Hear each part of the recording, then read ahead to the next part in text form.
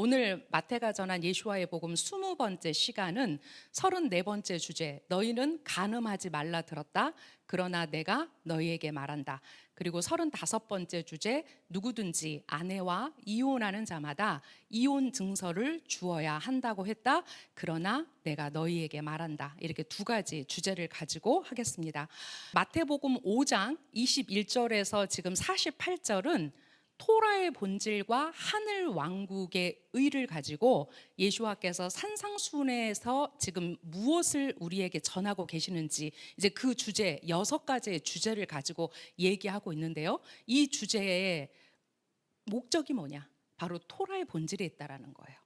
그리고 그 메시아 왕국의 왕이신 예수와께서 하늘 왕국의 의가 무엇인지를 그 당신의 제자들에게 1차적으로, 그리고 이것이 시대적으로 어떻게 이해되어져야 되는가, 이제 거기까지 생각해야 된다는 거죠. 한번 여러분 생각해 봅시다.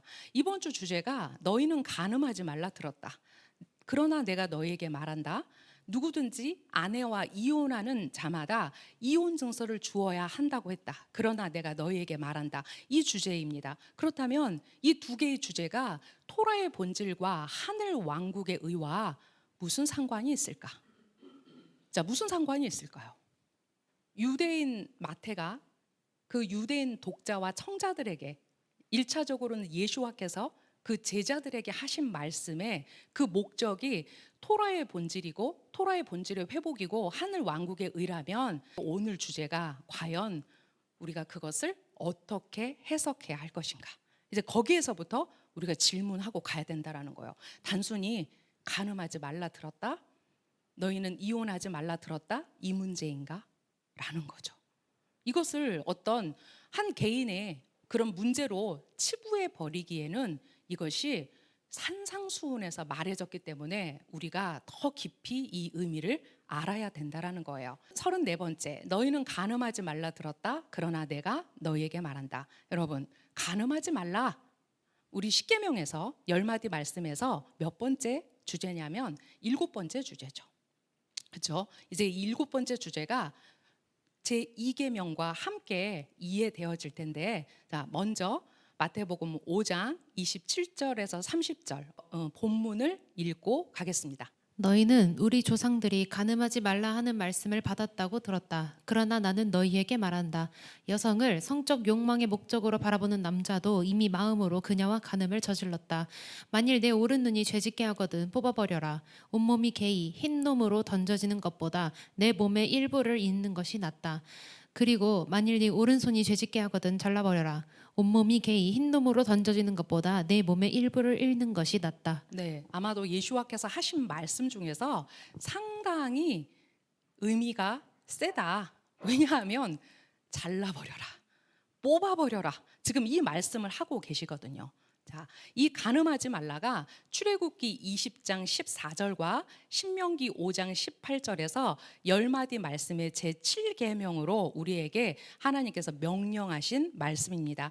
유대인들은 10계명이 2개의 돌판에 쓰여졌는데 각각의 5개의 계명이 서로 마주보고 있다라고 그렇게 해석을 하거든요. 자, 7계명은 제2계명과 마주보는 말씀입니다. 우리가 여기에서부터 이해할 때 이것이 왜 토라의 본질이고 하늘 왕국의 의로 이 말씀을 이해할 수 있는지 알 수 있는 시작점이라고 생각합니다. 제2계명은 너는 다른 신들을 내 얼굴 앞에 두지 말아야 한다. 너는 위로 하늘에 있는 것이나 아래로 땅에 있는 것이나 땅 아래 물속에 있는 것이나 어떤 모양의 조각상도 만들지 말아야 한다. 너는 그것들에게 경배하지 말아야 하고 그것들을 섬기지 말아야 한다. 왜냐하면 내 하나님 아도나이는 질투의 하나님이기 때문이다. 나를 미워하는 자들에게는 아버지들의 죄악을 아들들과 3, 4대까지 벌할 것이다. 그러나 나를 사랑하고 내 명령들을 지키는 자들에게는 1000대까지 이대를 베풀 것이다. 우리가 제2계명을 한마디로 얘기하면 우상 숭배하지 말라, 이렇게 정의를 내릴 수 있겠죠. 그렇게 하나님이 그들을 시내 산에서 그 백성을 당신의 신부로 세우시고 이제 그들에게 이 십계명을 말씀하셨기 때문에 우리가 광야의 40년을 뭐에 비유하냐면 허니문에 비유하죠. 와, 광야의 삶이 얼마나 힘들었어? 그 입으로 라쇼나라 하는 그들에게 우리가 귀를 기울 것이 아니라 그 40년의 시간을 그 십계명과 함께 하나님의 시간을 걷고 그 시간 안에서 샤밧을 배웠던 그들에게는 이 기간이 바로 하나님과 이스라엘 백성의 허니문 기간이었다. 그렇기 때문에 하나님은 이스라엘에게 뭐가 되신다? 신랑이 되신다. 이스라엘은 하나님께 신부가 되신다. 그런데 그 신부가 하나님을 어떻게 만든다고요? 다른 우상 숭배를 통해서 질투하게 만드신다고요. 그래서 하나님이 내 하나님 아도나이는 질투의 하나님이기 때문이다. 카나라는 히브리어인데 여러분, 이 질투라는 말이 어떨 때 이 타나크 안에서 쓰이냐면 보복, 불같은 화, 그리고 그 응랑한 봉, 그러니까 열렬한 분노로 그 하나님께 우상 숭배하는 피나스. 우리가 피나스가 바로 이 질투의 화신이에요. 근데 이 질투가 바로 하나님으로부터 온 그 하나님을 대적한 우상을 숭배한 그 어떤 남자와 여자에 대한 질투였다는 거예요. 제7계명과 제2계명이 왜 마주보고 있는 것일까? 간음하지 말라가 하나님과 이스라엘과의 관계에서 이것이 신랑과 신부의 관계라고 했을 때 이스라엘이 그들의 눈을 돌려 우상을 숭배하고 그들의 마음을 다른 곳에 빼앗기고 하나님과 같은 여러 형상을 만들어서 그 앞에 절하고, 근데 이 일이 어디에서 우리가 다 읽을 수 있냐면 바로 선지서에서 읽을 수 있는 이야기들. 이 7계명과 2계명이 바로 하나님과 이스라엘의 관계에서 우리가 무엇을 생각하자? 간음하지 말라를 생각할 수 있는 가장 중요한 시작점이다. 람밤에 따르면 이스라엘은 시내산에서 하나님의 주권을 인정했으며 그 결과 선택된 민족이 되었다고 합니다. 이런 친밀한 관계는 마치 남성과 여성의 혼인의 견줄만 했으므로 다른 신을 섬기는 유대인은 고의적으로 간음을 일삼는 것과 같으며 배반을 당한 배우자는 노여워하는 것이 당연한 것입니다. 우리가 토라 포션 시간에 호세아를 통해서 누구의 마음을 알게 하시기 위해서 호세아가 고매를 취했다? 바로 우상 숭배하는 그 백성의 그 신랑의 그 찢어진 마음을 알게 하기 위해서 호세아에게 고멜과 결혼해서 네가 내 마음을 좀 알아주지 않겠냐고 말씀하셨던 그 이야기를 우리가 알 수 있죠. 신명기 29장 20절에서 21절을 보면 이렇게 말씀하고 있습니다. 아도나이께서 그를 용서하려고 하지 않으실 것이다. 참으로 그때 아도나이의 진노와 질투가 그 사람에게 불타서 연기를 내고 이 책에 쓰인 모든 저주가 그에게 머물 것이다. 그리고 아도나이께서 하늘 아래에서 그의 이름을 지우실 것이다. 이 토라 책에 쓰인 모든 언약의 저주대로 아도나이께서 이스라엘 모든 지파 중에서 악으로 그를 구별하실 것이다. 특별히 성적 범죄와 관련된 그 이야기들이 이 신명기 29장 이하에서 하나님의 저주가 무엇인지를 아주 리얼하게 말하고 있죠. 우리가 그것을 읽으면 정말 깜짝깜짝 놀랄 정도로 그 하나님의 그 카나, 그 질투와 분노의 하나님의 마음을 우리가 알 수 있는 내용들이 그 신명기 내용을 통해서 쭉 연결되고 있어요. 놀랍게도 이렇게 가나안 땅에 들어가기 전에 하나님은 장차 이스라엘이, 당신의 백성이 어떻게 하나님을 배신하고 어떻게 그들이 우상 숭배를 하고 그 일을 알았다는 거죠. 그래서 무엇을 선택하도록 했냐면 너희가 복을 선택할 것인지 너희가 저주를 선택할 것인지를 미리 말씀하시는 이야기가 바로 이 신명기의 이야기입니다. 그 다음 어떤 관점을 제가 또 여러분에게 소개하기 원합니다. 하나님을 섬기는 일, 아보다, 토라, 그리고 친절한 행동, 즉 선행을 말하거든요. 여러분, 이 아보다와 토라와 선행이 바로 이 세상을 지탱하는 힘입니다. 유대 현자들은 이 세 가지가 피르케 아보트 미시나 2절에서 이것이 세상을 지탱하는 힘이라고 말하는데, 이 세상을 지탱하는 힘이 있는가 하면 이 세상을 멸절시키는 힘 또한 있다. 그것이 바로 뭐냐면 우상숭배와 간음과 살인이다라고 말합니다. 자, 하나님을 섬기는 일은 무엇과 반대되죠? 우상숭배와 반대되죠. 토라를 무엇과 반대 입장에서 얘기하냐면 간음과 반대 입장으로 얘기합니다. 친절한 행동, 선행을 여러분 살인과 반대의 개념으로 이야기합니다. 그래서 유대인들이 뭐라고 해요? 우상숭배와 간음과 살인을 저질러야 될 상황이 되면 차라리 어떻게 하라? 죽음을 선택하라. 왜냐하면 1차 성전이 무엇 때문에 파괴되었냐? 바로 그 이스라엘의 우상숭배와 간음과 살인 때문에 1차 성전이 파괴되었다. 우리가 2차 성전이 왜 파괴되었는지 알죠? 그 이유 없는 미움 때문에 파괴되었다. 그런데 결국은 우상숭배와 간음과 살인을 총망라하는 게 바로 라숑 하라가 되고, 그것이 이유 없는 미움이 돼서 그들은 1차 성전과 2차 성전을 모두 잃어버리는 그런 결과를 가져왔습니다. 자, 하나님을 섬기는 일이 우상숭배와 반대 입장이다. 알 수 있죠. 왜 토라와 간음이 서로 반대 입장일까요? 네, 우리가 이제 여러 입장에서 이제 그런 것들을 유대인 현자들은 무엇이라고 얘기하는지, 제가 특별히 이번 마태복음은 어떻게 준비를 했냐면, 물론 이제 책을 통해서도 제가 이제 예문을 뽑았지만, 과연 유대인들은 이 주제를 가지고 무슨 얘기를 하는가? 그러니까 이 우상숭배와 간음과 살인, 지금 이제 이거를 가지고 특별히 간음을 가지고 그들이 어떤 얘기를 하고 있는가, 그리고 이제 오늘 결론이 거기에서 나올 건데, 자, 한번 읽어볼게요. 우상숭배는, 즉 아보다자라는, 분명히 아보다의 반대이다. 우상을 숭배하는 자는 창조주를 섬기는 데 헌신하기보다는 거짓 신과 가치관을 섬기는 데 헌신한다. 네, 여러분, 최고의 아보다자라는 자기 자신을 섬기는 거예요. 그래서 그런 말이 있지 않습니까? 천상천하 유아 독존. 인간이 그 맨 위에 선봉에 서는 겁니다. 어떤 이 우상숭배, 아보다자라의 영역을 어디까지 이해할 수 있는지에 대한 그 유대인들의 입장이거든요.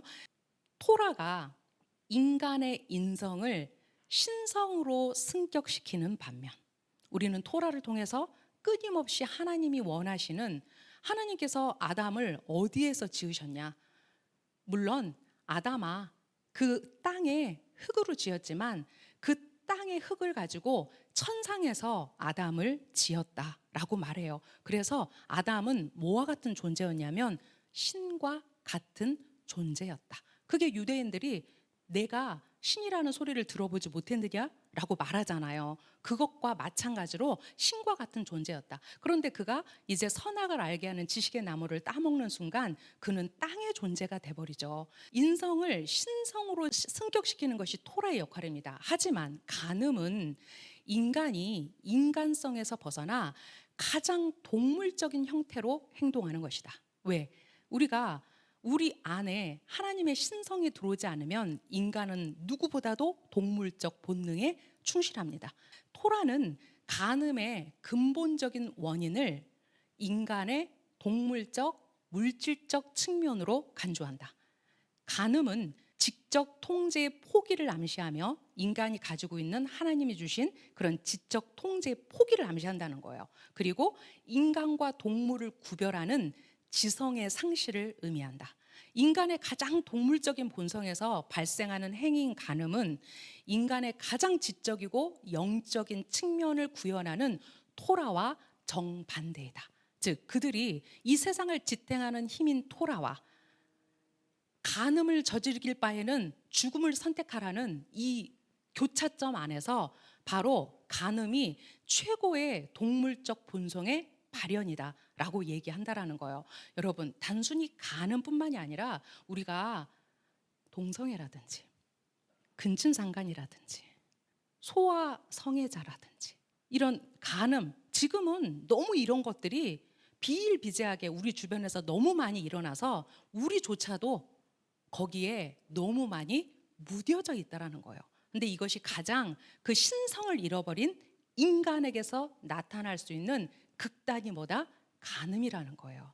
자, 그 다음은 살인이에요. 자, 살인은 자아의 표현이며 자기를 해친 것으로 느끼는 사람에 대한 가장 폭력적인 편협한 표현이다.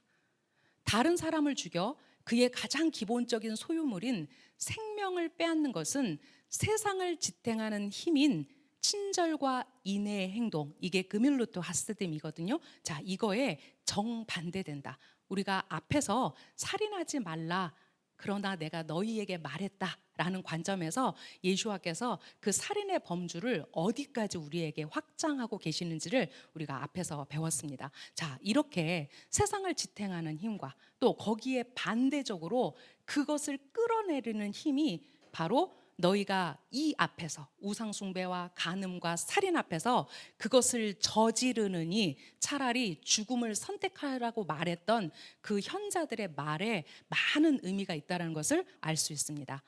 레위기 20장 10절에 보면 만일 어떤 남자가 어떤 사람의 아내 곧 그의 이웃의 아내와 간음하면 그 간음한 남자와 여자는 정령 죽임을 당해야 한다라고 말합니다. 신명기 22장 22절도 마찬가지입니다. 어떤 남자가 남편이 있는 여자와 동침한 것이 발견되었을 때 동침한 남자와 그 여자는 둘 다 죽어야 한다. 그래서 너는 이스라엘에서 악을 제거해야 한다라고 말씀하십니다. 여러분, 많은 하나님 앞에 범법 행위가 때로는 하나님의 은혜로 우리가 그것을 회개의 자리에 나갔을 때 하나님께서 그 죄를 덮으십니다. 바로 예수와께서 우리의 카파라트가 되셔서 우리의 속죄소가 되셔서 그 일을 하셨죠. 그런데 특별히 어떤 죄에 대해서는 그 죄를 다시 하나님 앞에 가져갔을 때 회개할 방법이 없는 죄가 있는데요.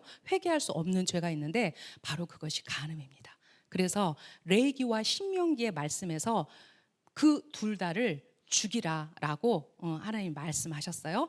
모든 죄들 가운데 간음은 가장 심각한 죄로 간주되었다. 이것이 간음한 남자와 여자가 모두 죽음으로 대가를 받는 이유이다.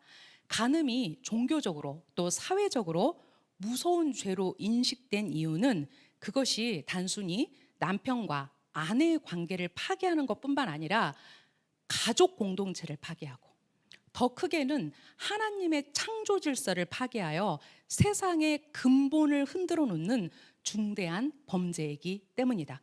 그래서 왜 레위기와 신명기에서 그들에게 하나님의 엄격한 그 죄의 결과가 죽음으로밖에 올 수 없냐면 그것이 어디까지 올라간다? 하나님의 창조 질서까지 올라가기 때문이다. 우리가 그 이야기를 마태복음 19장에서 볼 수 있어요. 이제 제가 그 이야기를 나중에 하겠습니다.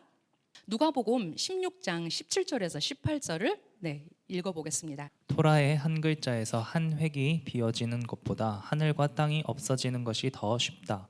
자기 아내와 이혼하고 다른 여인과 결혼하는 남자마다 간통을 저지르는 것이고 남편에게 이혼당한 여인과 결혼하는 남자도 간통을 저지르는 것이다. 네, 여러분, 우리가 이 누가복음 16장 17절, 18절을 읽어보면요, 여러분 평소에 이 말씀 읽으면서 왜 이렇게 말씀이 연결되지? 그렇게 궁금하지 않으셨어요? 그죠? 사실 앞에 말씀과 뒤에 말씀이 무슨 관련이 있어? 어떤 공통점이 있길래 예수와께서 지금 제자들에게 분명히 토라의 한 글자에서 한 획이 비어지는 것보다 하늘과 땅이 없어지는 것이 더 쉽다. 우리가 그 요두의 이야기를 우리가 다 같이 나눴죠. 한 획이 없어지지 않아요. 그 획이 어딘가에 가서 붙어서 살아 있어요. 그런데 이 이야기를 하시다가 갑자기 이 말씀을 하시는 거예요.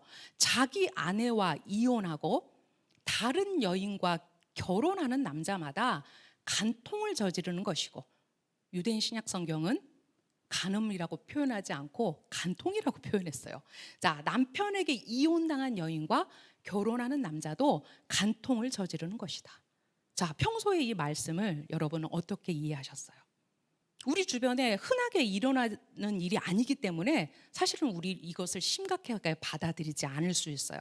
자, 유대인들은 이것을 어떻게 해석을 했냐면 이렇게 해석하더라고요. 다른 여자와 결혼하기 위해 그의 아내와 이혼하는 사람은 간음하는 것이고, 이혼한 여자와 결혼하는 것 또한 간음이다. 그것은 분명히 율법의 본래의 정신에 위배되는 것이다. 다른 여자와 결혼하기 위해 배신과 이혼으로 결혼 관계를 깨뜨렸다면 그는 이혼과 재혼에 관한 타나크의 율법을 악용한 것이다. 따라서 이것은 간음과 같다. 자, 단순히 어떤 남자와 여자가 요즘에 가장 많이 이혼하는 이유가 뭔가요? 맞아요. 성격 차이, 또 어떤 재산권의 문제, 이런 것들 때문에 이혼할 수 있어요. 너무나 이혼이 그냥 아무렇지도 않은 시대에 우리가 살고 있어요. 하지만 이혼의 목적 자체가 다른 여자와 결혼하기 위해서 이혼하는 것이었다면 그것은 가장 하나님 앞에 극악무도한 죄이다라고 말하고 있어요. 왜냐하면 그것이 하나님의 타나크의 율법을 악용하고 있기 때문이다. 그렇기 때문에 누가복음 16장 17절 다음에 이렇게 18절의 말씀이 이어져 나오는 것을 이렇게 데이비드 에치스턴이 그의 코멘트에서 말하고 있어요. 18절은 토라가 무효화되지 않음을 보여주는 좋은 예다. 게다가 지금은 하나님의 왕국, 강력하고 현존하는 통치가 가까움으로 더더욱 그렇다라는 거예요. 단순히 간음하지 말라, 이 내용이 우리 인간의 세상 안에서 일어난 어떤 질서의 문제가 아니라 이제 이것이 하나님의 현존과 하나님의 왕국이 이 땅에 올 것을 준비하는 그 상황에 이 말씀을 하고 계시다라는 거예요. 율법은 그 한 획도 없어지지 않는다라는 거예요. 1세기 당시에 샴마이 학파와 힐렐 학파가 있었다는 걸 우리는 알고 있습니다. 그들이 어떻게 이혼의 레퍼런스를 얘기했냐면, 샴마이 학파는 너의 아내가 다른 사람과 간음을 저지르거나 바람을 피웠거나 이러지 않는 이상은 아내와 이혼해서는 안 된다라는 샴마이 학파의 주장이었고요. 우리가 힐렐 학파를 굉장히 사람들이 많이 좋아해요. 왜 그렇죠? 그 율법을 해석하는 유연성 때문에 그렇죠. 너무 유연하다 보니까 그 이혼을 너무 유연하게 말했어요. 쉽게 말해서 아내가 음식을 태웠어. 그것도 이혼의 조건이 된다. 아주 황당한 이유들을 들어서 왜 남자가 잘못했을 때 이혼을 하라는 말은 성경에 없어요. 그죠? 겁나 억울하죠. 그런데 여자가 이렇게 했을 때 이혼해도 돼라고 하는 조건이 힐렐 학파는 너무나 많았다라는 거예요. 근데 예수와께서 누구의 손을 들어주셨냐? 바로 하나님 왕국의 질서는 샴마이 학파의 의견이다라고 하시면서 여자가 부정을 저지르기 전에는 이혼하지 말라라는 샴마이 학파에게 손을 들어주셨다라는 거죠.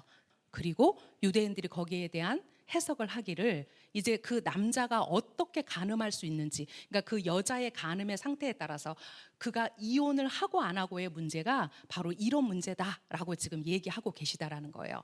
이제 예수와의 말씀을 기준으로 그렇다면 제자들은 어떻게 이 토라를 해석하고 있는가? 제자들은 어떻게 말하고 있는가? 우리가 이제 그 부분을 한번 읽어보겠습니다. 바울이 고린도전서 6장 9절 10절에서 이렇게 말하고 있습니다. 불의한 자는 하나님 왕국을 상속받지 못한다는 것을 알지 못합니까? 치우치지 마십시오. 음행하는 자나 우상 숭배자나 간음하는 자나 남창들이나 동성애자들이나 도둑들이나 욕심 부리는 자들이나 술 주정뱅이들이나 중상하는 자들이나 약탈하는 자들은 하나님 왕국을 상속받지 못할 것입니다. 네, 여러분, 불의한 자는 하나님의 왕국을 상속받지 못한다라고 말씀했어요. 여기에 성적 범죄와 관련된 여러 가지 범죄가 나열되고 있어요. 음행하는 자, 간음하는 자, 우상 숭배자, 남창, 동성애자들. 이 사람들은 하나님의 왕국을 상속받지 못한다라고 얘기했어요. 우리가 이제 이 간음에 대한 이해를 어디까지 가야 할 것인가? 대한민국 법전에서 말하는 간음의 정의가 아니라 이제 예수와께서 그 간음을 어떻게 정의하고 있는지를 우리가 먼저 이해해야 돼요. 두 번째는 갈라디아서 말씀이에요. 자, 옛 본성이 하는 일은 아주 분명합니다. 옛 본성은 성적 부도덕과 불순과 음란과 주술과 마약에 빠지는 것과 불화와 싸움과 질투하고 화내는 것과 이기적인 야망과 파벌주의와 음모와 시기와 술 취함과 난잡함 같은 것들로 나타납니다.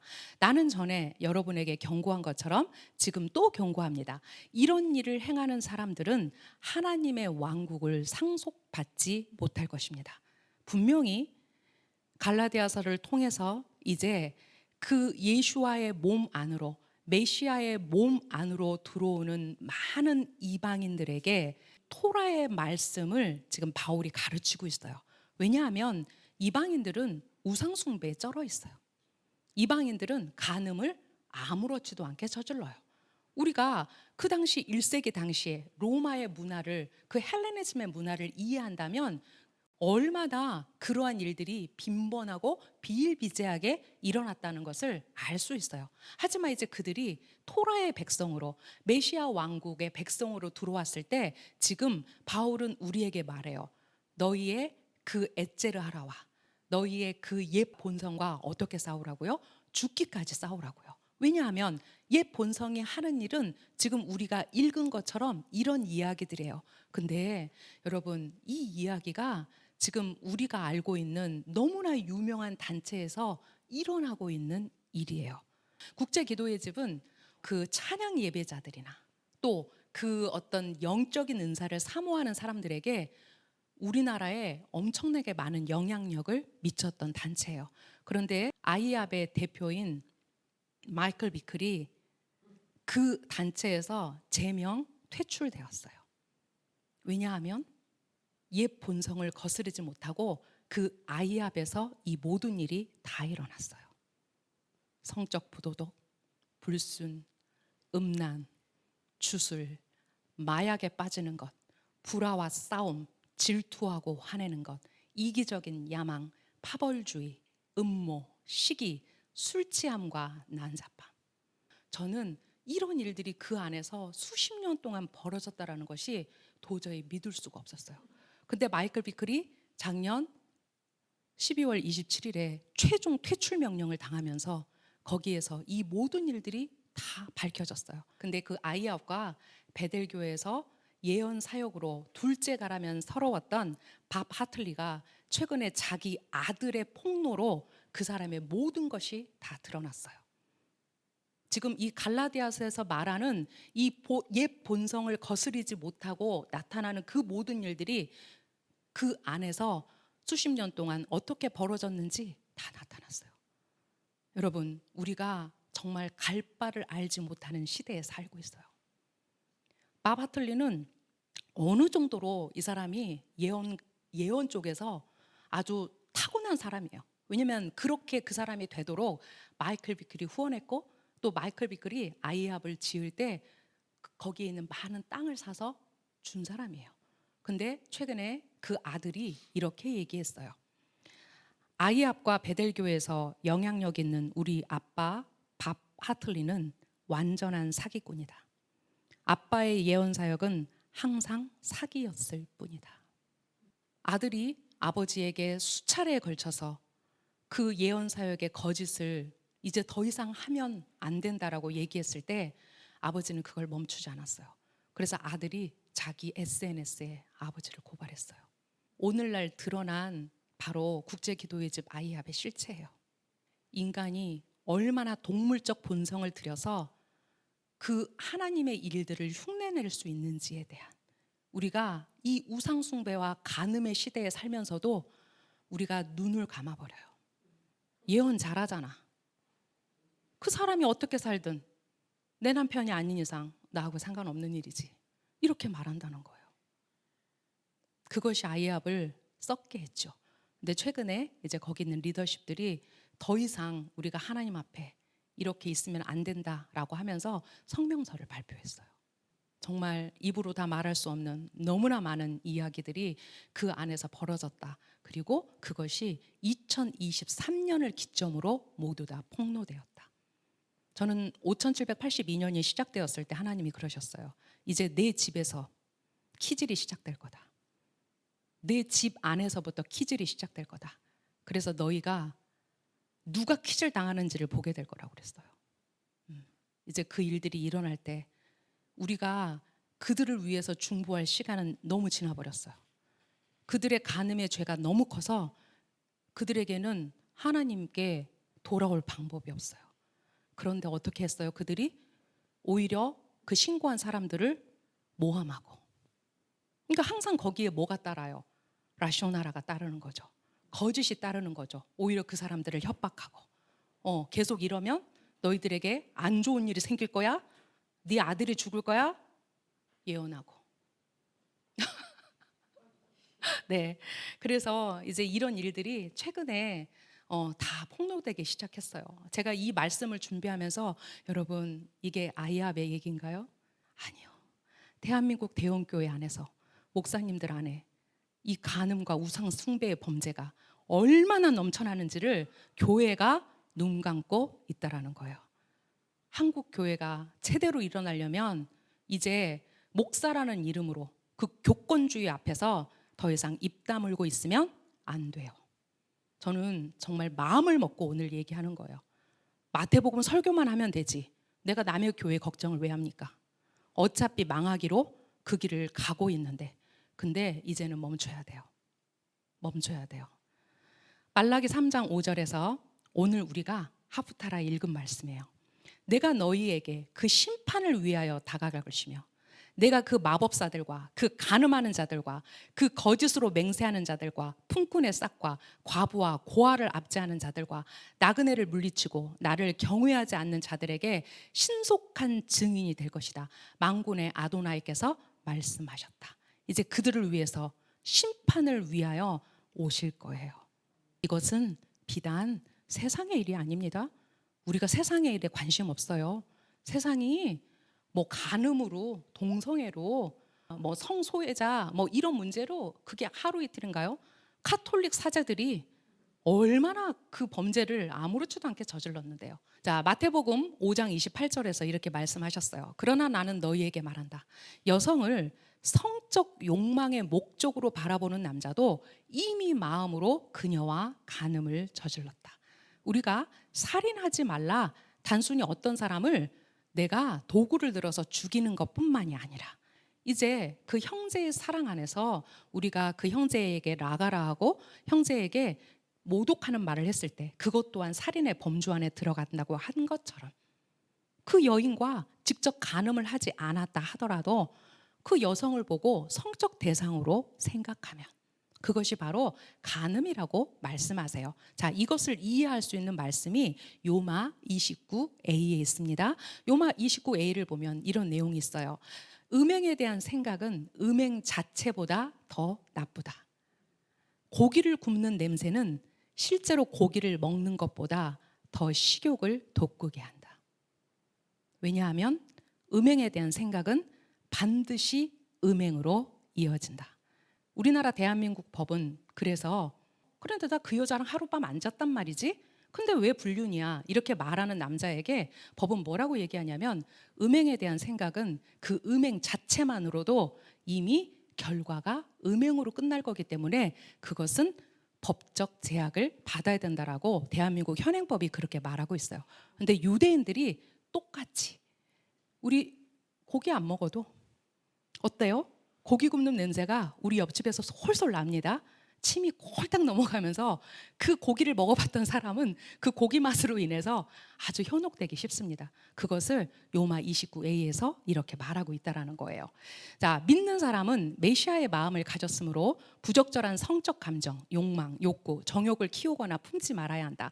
그렇지 않으면 야고보서 1장 12절, 15절에서 설명한 이유로 이것들이 일으키는 유혹에 넘어갈 것이고 성적 공상에 지배되어 마침내 간음, 음행, 동성애 등 잘못된 성적 행동을 할 것이다 라고 데이비드 에지스터는 이것에 대해서 코멘트를 하고 있어요. 자, 그러면 야고보서 1장으로 가서 12절에서 15절을 한번 읽어보겠습니다. 유혹을 견디는 사람은 진실로 복이 있습니다.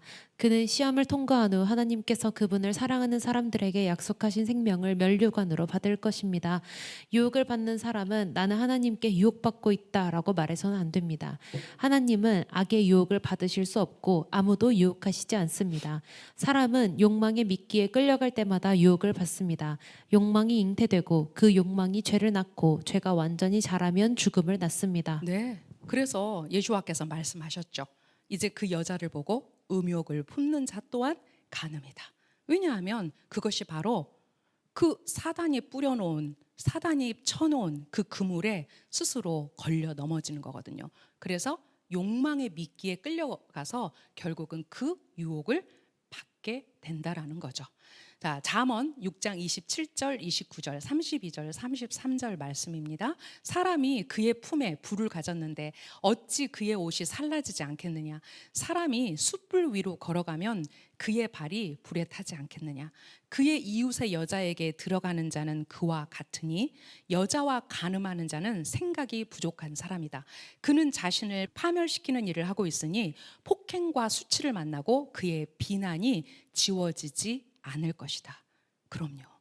왜 마음속에 있는 그 음욕이 결국은 그 숯불이 그의 옷을 불태울 것이고, 말씀처럼 그가 숯불 위를 걸어가면 당연히 그의 발이 타는 것은 당연한 이치 아니겠습니까? 그래서 간음을 저지르는 그 사람은 폭행과 수치를 만나고 그의 비난이 지워지지 않을 것이다라고 잠언을 통해서 말씀하고 있습니다. 그 다음 내용은 마태복음 5장 29절에서 30절 말씀이에요.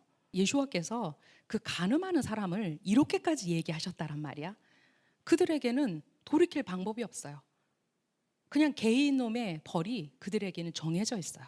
왜냐하면 그 간음하는 여자와 남자를 죽여라. 그거 이외에는 성경에 다른 얘기가 없기 때문이에요. 마태복음 5장 29절에서 30절 말씀. 만일 내 오른 눈이 죄짓게 하거든 뽑아버려라. 온몸이 개인놈으로 던져지는 것보다 내 몸의 일부를 잃는 것이 낫다. 그리고 만일 내 오른손이 죄짓게 하거든 잘라버려라. 온몸이 개인놈으로 던져지는 것보다 내 몸의 일부를 잃는 것이 낫다. 아마도 오른눈을 뽑아버릴 정도로, 오른손을 잘라버릴 정도로 그렇게 동물적 본성 안에 있지 않다면 사실 간음으로 가는 그 길에서 돌아서겠죠. 근데 오죽하면 예수와께서 이렇게 말씀하고 계실까, 그거죠. 자, 마태복음 18장 8절 9절에 이 말씀이 있어요. 내 손이나 발이 내게 올무가 되면 잘라서 던져버려라. 내가 두 손이나 두 발을 유지한 채 영원한 불에 던져지는 것보다 장애인이 되거나 절름발이가 된 채 영원한 생명을 얻는 것이 낫다. 그리고 내 눈이 너를 유혹에 빠뜨리면 빼내어 던져버려라. 두 눈을 유지한 채 개인놈의 불에 던져지는 것보다 외눈박이로 영원한 생명을 얻는 것이 낫다. 이 마태복음 5장의 내용과 18장의 내용이 바로 그 예수와의 강력한 그 토라의 해석이죠. 자, 민수기 여기에 굉장히 중요한 말씀이 있어요. 유대인 남자들은 누구나 찌찌트가 달린 탈릿을 쓰죠. 그런데 왜 탈릿을 쓰는가? 왜 탈릿에는 그 찌찌트를 다르라고 하나님께서 명령하셨는가? 그 목적이 무엇인가에 대한 이야기예요. 자, 아도나이께서 모세에게 말씀하셨다. 이스라엘 자손에게 말하여 그들에게 일러라. 그들 대대로 그들의 옷자락 모퉁이에 술을 만들게 하여라. 그리고 그 모퉁이의 술과 함께 청색줄을 달게 하여라. 너희에게 술이 있어서 너희는 그것을 보고 아도나이의 모든 명령을 기억하여 그것들을 행하고 음행하는 너희 마음을 따라가거나 너희 눈을 따라가지 말아야 한다. 그래서 너희는 내 모든 명령을 기억하고 행하여 너희 하나님께 거룩해야 한다. 바로 우리가 탈릿의 찌찌트를 보면서 이 민수기 이 말씀을 기억해야 된다는 거예요. 하나님께서 왜 그 찌찌트를 달게 하셨는가? 여러분, 찌찌트는 그 찌찌트 숫자값 아래 그리고 8개의 그 실과 그 매듭의 숫자를 모두 다 합치면 613이 되는데 그것이 바로 토라를 뜻하는 내용이에요. 그렇기 때문에 그 찌찌트를 보면서 너희 마음을 지키라는 거예요. 너의 눈을 지키라는 거예요. 왜? 너희 마음과 너의 눈이 뭐하지 않도록? 음행하지 않도록. 이것은 1차적으로 뭐하지 말라는 거예요. 나 이외에 다른 신을 섬기지 말라라는 제2계명이에요. 또 더 나아가서 이것은 제7계명인 간음하지 말라. 바로 그 말씀을 유대인들에게 그 실제적이고 물리적인 찌찌들을 통해서 말씀하고 계시다는 거예요. 그러니까 우리가 단순히 유대인들이 쓰니까 우리도 탈릿을 쓸 거야. 그 문제가 아니라 내가 그 탈릿을 내 몸에 걸치는 순간부터 바로 이 민수기 말씀이 내 가슴팍에 새겨져야 한다라는 거예요. 왜냐하면 그 목적이 음행하는 너희 마음을 따라가거나 너희 눈을 따라가지 말아야 한다. 지금 말씀하셨어요. 오른 눈을 빼버려라. 오른손을 잘라버려라. 그 말씀 안에 이해할 수 있는 말씀인 거예요. 자, 예루살렘 탈무드 베라코트 1장 5절에 음행하지 말라, 이 민수기 말씀에 대한 미드라시가 나와요. 이것을 너희 마음과 눈을 따르지 말라라고 해석하고 있어요. 랍비 레비가 말했다. 마음과 눈은 죄를 짓는 두 가지 원인이다. 그렇죠? 우리가 눈으로 보면 그것이 내 마음의 죄가 돼요. 그리고 그게 내 마음에 와서 요동치면 그게 뭐로 나타나요? 결국은 행동으로 나타나요. 이게 죄를 짓는 프로세스예요. 자, 마음과 눈은 죄를 짓는 두 가지 원인이다. 다음과 같이 기록되었기 때문이다. 내 아들아, 내 마음을 내게 주고 내 눈이 내 길을 지켜라라고 잠언 23장 26절에서 말씀하고 계세요. 자, 하나님께서 그 이스라엘 백성에게 내 마음을 나에게 다오, 내 눈을 나의 길을 지키는 데만, 거기에만 온전히 집중해 다오 라고 말씀하고 계시다는 거예요. 거룩하신 분은 이렇게 말씀하셨다. 너의 마음과 눈이 나의 것이라면 내가 나의 것이라는 것을 안다라는 거예요. 그래서 그 눈을 지키는 거, 마음을 지키는 거, 이미 그가 간음을 저질렀다면 그 오른손과 그 오른 눈을 빼고 잘라버릴지언정 하나님은 그가 그 하나님과 카라트 단절되는 것을 원하지 않는다라는 거예요. 미드라시 탕쿠마 15절에 같은 표현이 있어요. 마음과 눈은 몸의 스파이다. 마음과 눈은 죄를 짓는 몸의 대리인이다. 눈은 보고 마음은 탐하고 몸은 죄를 짓는다. 누가 그랬어요? 가나안을 정탐하러 올라갔던 바로 12명의 스파이 중에 10명의 스파이가 그 마음과 눈을 그 땅에 뺏겼고 하나님의 그 원대한 계획 안에서 그들이 그것을 오해했을 때 이제 그 땅에 대한 모든 보고를 했지만 그것은 결국 그들의 모든 죄성의 발현이었을 뿐이에요. 자, 그래서 마음과 눈은 연결되어 있어서 눈은 보고 마음은 탐하고 몸은 죄를 짓는다. 자, 한 여자를 봤어요. 너무 예뻐요. 너무 아름다워요. 성적인 아주 욕구가 충만했다고 칩시다. 그러면 그 사람이 그걸 마음으로 탐해요. 그리고 결국 죄를 지어요. 예수아가 바로 우리의 내면을 바라보시면서 지금 이 얘기를 하고 계시다라는 거예요. 자, 그 다음 35번째 주제가 이게 단순히 이혼의 문제가 아니라 이게 간음과 연결이 되어 있어요, 여러분. 지금 예수아께서 그 시대에서 말하는, 자, 너희는 누구든지 아내와 이혼하는 자마다 이혼 증서를 주어야 한다고 했다. 네, 이혼 증서가 개트인데요. 그 힐레락파에 따르면 그냥 여자들은 그 남자의 기분에 따라서 얼마든지 이혼을 당할 수 있는 그 시대였어요. 그런데 예수와께서 샴마이 학파의 손을 드시면서 그러나 내가 너희에게 말한다, 이렇게 말씀하고 계시다라는 거예요. 자, 마태복음 5장 31절에서 32절 내용입니다. 누구든지 아내와 이혼하는 자마다 게트를 그녀에게 주어야 한다라고 했다. 그러나 내가 너희에게 말한다. 간음한 이유 외에 아내와 이혼하는 자는 그녀를 간통자로 만드는 것이고 이혼당한 여인과 결혼한 사람도 간음하는 것이다. 누구든지 아내와 이혼하는 자마다 이혼 증서를 그녀에게 주어야 된다. 신명기 24장 1절이에요. 항상 토라는 우리에게 어떨 때 이혼 증서를 주어야 한다라고 말하지는 않아요. 이제 그것이 나중에 소타법과 연결해서 한번 해석이 되는 부분이 있는데 유대인들은 이것을 엄청난 레퍼런스로 그들의 미드라시로 풀고 있어요. 자, 그러나 내가 너희에게 말한다. 간음한 이유 외에 아내와 이혼하는 자는 누구를? 그녀를 간통자로 만드는 것이다. 자, 부당하게 간음을 저지르지 않았는데 어떤 남자에 의해서 이혼을 당한 여자가 있다고 합시다. 그럼 모든 사람에게 그 시대 분위기상 그 여자는 뭐가 되는 거예요? 간통녀가 되는 거죠. 간통자로 만들어지는 거죠. 자, 이혼당한 여인과 결혼한 사람도 역시 간음하는 것이다. 이렇게 얘기하고 있어요. 예수아가 왜 지금 이렇게 말씀하고 계실까? 이게 토라의 하나님 왕국의 의와 어떤 관련이 있을까?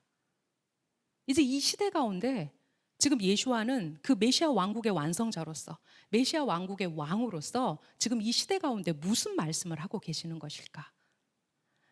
마태복음 19장 3절에서 9절, 좀 긴 이야기지만 우리가 이 마태복음 5장을 이해하기 위한 내용이에요. 자, 전부 다 읽겠습니다. 몇몇 푸르심이 와서 질문으로 그분을 시험하려고 했습니다. 무엇이든 이유만 있다면 남자가 아내와 이혼하는 것을 허용받을 수 있습니까? 그분께서 대답하셨습니다. 너희는 처음에 창조주께서 남자와 여자를 만드셨다는 것과 창조주께서 이런 이유로 남자는 아버지와 어머니를 떠나 아내와 연합해야 하며 둘이 한 몸이 되어야 한다라고 하신 말씀을 읽지 못했느냐? 그러므로 그들은 더는 둘이 아니라 하나다. 그러므로 누구도 하나님께서 하나가 되시게 하신 것을 나눠서는 안 된다. 그들이 그분께 말했습니다. 그렇다면 왜 모세는 사람이 게트를 자기 아내에게 주고 그녀와 이혼하라는 계명을 주었습니까? 그분께서 대답하셨습니다. 모세는 너희의 마음이 그토록 완고하기에 아내와 이혼하는 것을 허락했으나 이것이 처음부터 그랬던 것은 아니다. 내가 너희에게 말한다. 성적 부도덕의 이유를 제외하고 누구든지 아내를 버리고 다른 여자와 결혼하는 것은 간음을 저지르는 것이다. 네, 지금 샴마리아파의 그 이혼에 관한 그 내용을 예수와께서 다시 한번 성적 부도덕의 이유를 제외하고 누구든지 아내를 버리고 다른 여자와 결혼하는 것은 간음을 저지르는 것이다. 이렇게 말씀하셨다라는 거예요. 그런데 이 19장 내용이 어디에서부터 시작하고 있냐는 거죠. 어디에서부터 시작하고 있냐면 바로 간 에덴. 에덴에서부터 시작하고 있다라는 거예요.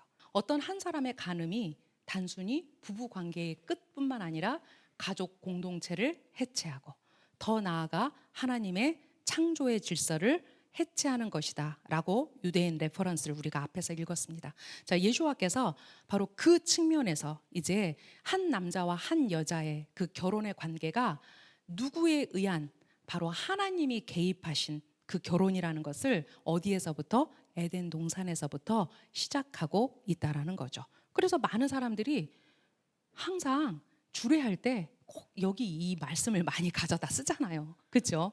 절대로 연합해야 되고 절대로 둘로 나누면 안 된다. 자, 이렇게 말해요. 그런데 왜 모세는 사람이 게트를 아내에게 주고 그녀와 이혼하라는 계명을 주었습니까? 라고 지금 바리새인들이 묻고 있다라는 거예요. 자, 바리새인들이 누구의 지금 손을 들고 있는 거예요? 힐레락파의 손을 들고 있는 거죠. 자, 그랬더니 예수와께서 말씀하셨어요. 처음부터 그랬던 것이 아니다. 내가 너희에게 말한다 라고 하시면서 예수와는 결국은 아내와의 이혼을 허락하지 않으신다는 거예요. 그리고 이혼해야 되는 이유는 딱 한 가지라는 거예요. 너의 아내가 뭐 했을 때 성적 부도덕의 이유가 있는 거를 제외하고는 누구든지 아내를 버리고 다른 여자와 결혼하는 것은 간음을 저지르는 것이다. 자, 우리가 아까 고린도전서 말씀을 통해서 이것이 무엇에 근거한 말씀이냐? 바로 어떤 남자가 자기 아내와 이혼을 하는데 그 이혼의 목적이 뭐라고요? 다른 여자와 결혼하기 위해서 자기 아내를 버릴 때 그것은 하나님 앞에 올람 하바의 유업이 없는 사람이다 라고 유대인들은 이야기하고 있습니다. 자, 기틴 이야기는요, 이 이혼과 관련된 굉장히 많은 미드라시가 있어요. 자, 그 중에서 제가 기틴 90b에 있는 내용을 소개할게요. 라피 엘라자르가 말했다. 남자가 첫 아내와 이혼하면 제단마저 눈물을 흘린다. 그분께서 다시는 그 남자의 헌물을 중히 여기지 않으시고 그것을 너희 손에서 선한 뜻으로 받지도 않으신다라고 말라기 2장 13절에서 말씀하셨어요. 그런데 당신은 이렇게 말한다. 왜요? 무슨 까닭입니까? 이렇게 물었을 때 말라기 2장 14절은 이렇게 얘기하고 있어요. 너와 내가 어려서 맞이한 아내 사이에 아도나이께서 증인이 되셨나니 그는 내 짝이요 너와 언약한 아내인데 내가 그에게 배신하였음이라 라고 말씀하세요. 자, 누가 언약의 중재자시라고요? 아도나이. 그러니까 결국은 그 간음을 저지른 남자는 단순히 아내를 배신한 게 아니라 누구를 배신했다고요? 하나님을 배신한 거라는 거죠. 기티 90비에서 이어서 말합니다. 분명히 사람은 그의 젊은 시절의 아내, 즉 그의 첫 번째 아내와 이혼해서는 안 된다. 그렇게 하는 사람은 동반자이자 언약으로 맺어진 여자와 이혼한 것이므로 하나님의 미움을 받기 때문이다. 자, 이것을 말라기에서 이렇게 말씀하고 있어요. 자, 말라기 2장 15절에서 16절 말씀입니다.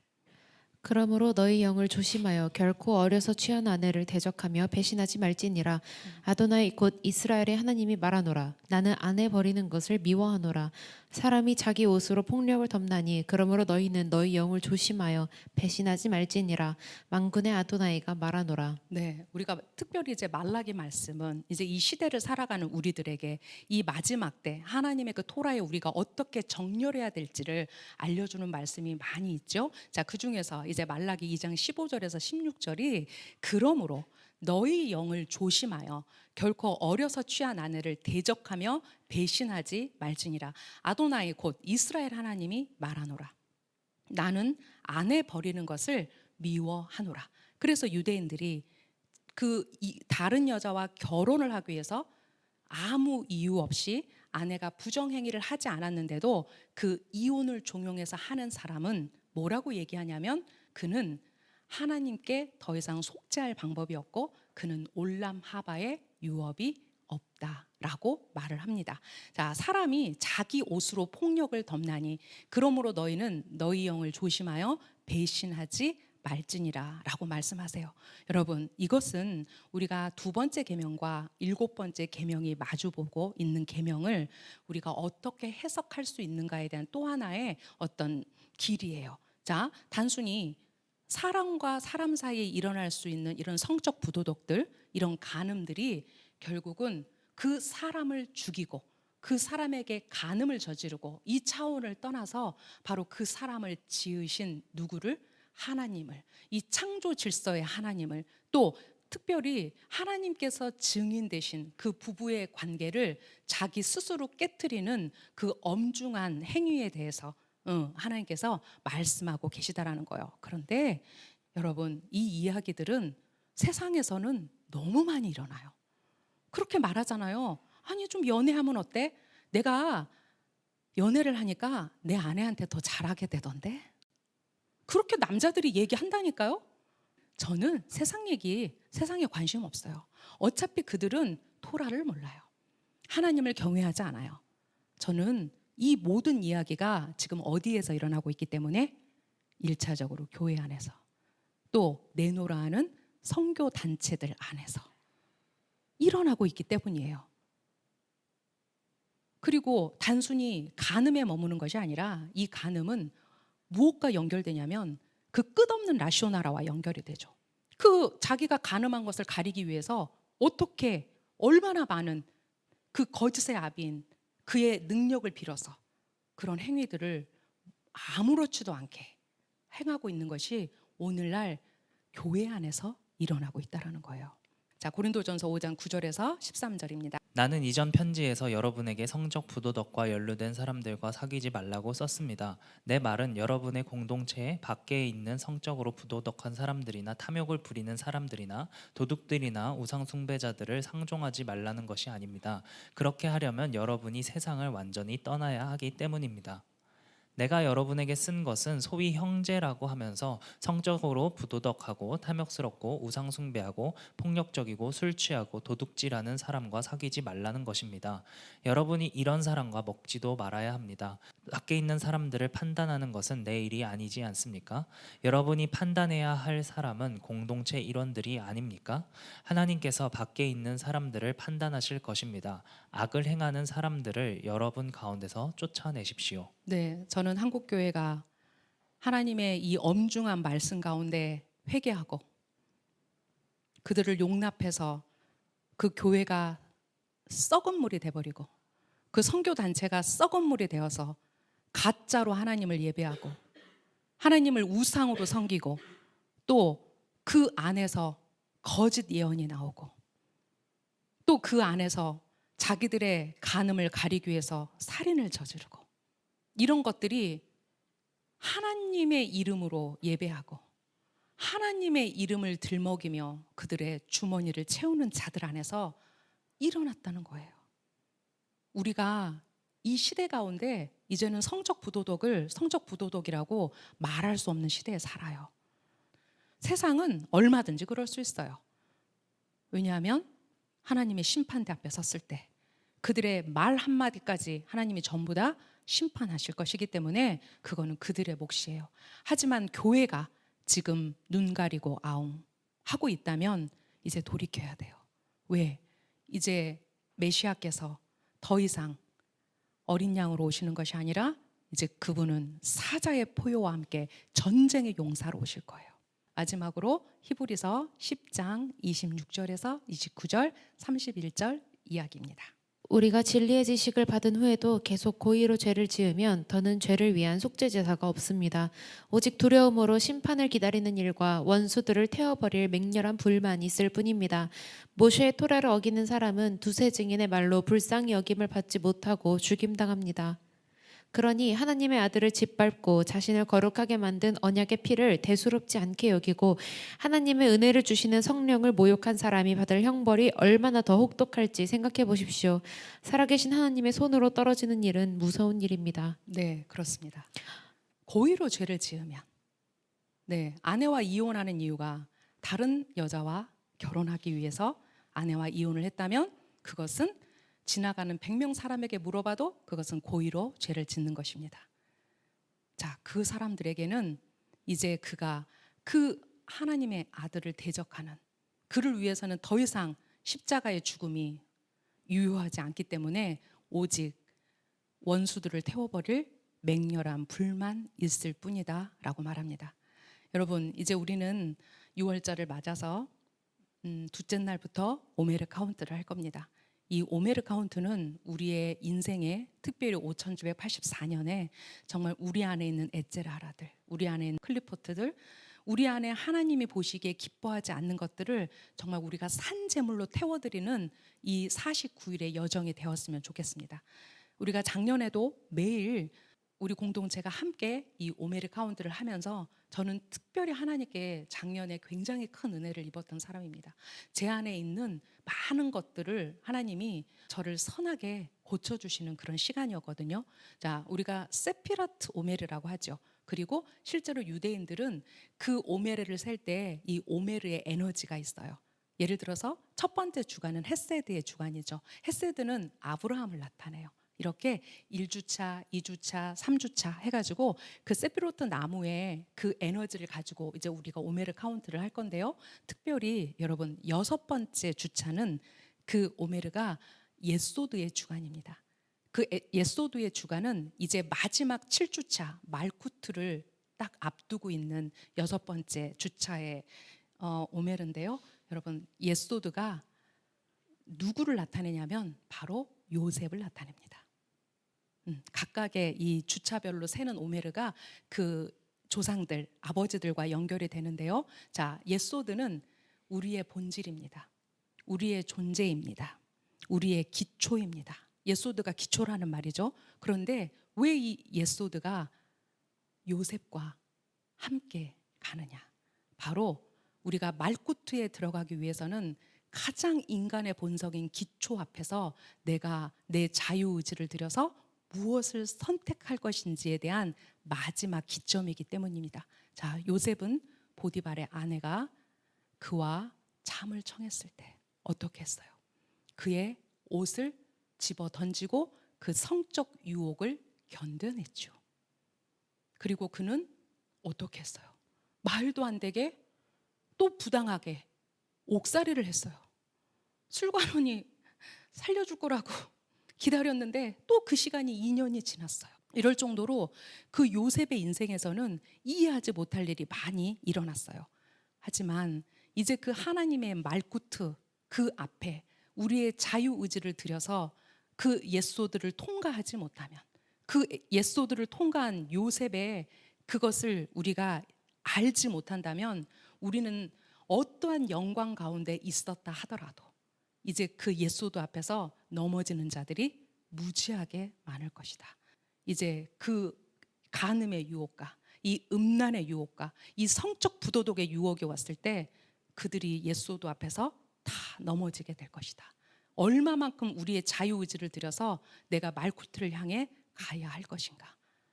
특별히 이제 하나님의 그 때, 세상은 전쟁과 이제 이런 화산과 지진과 또 얼마나 많은 또 코로나19 이상의 버금가는 그런 이제 그 질병들이 사실 사람들이 다 만들어내는 거죠.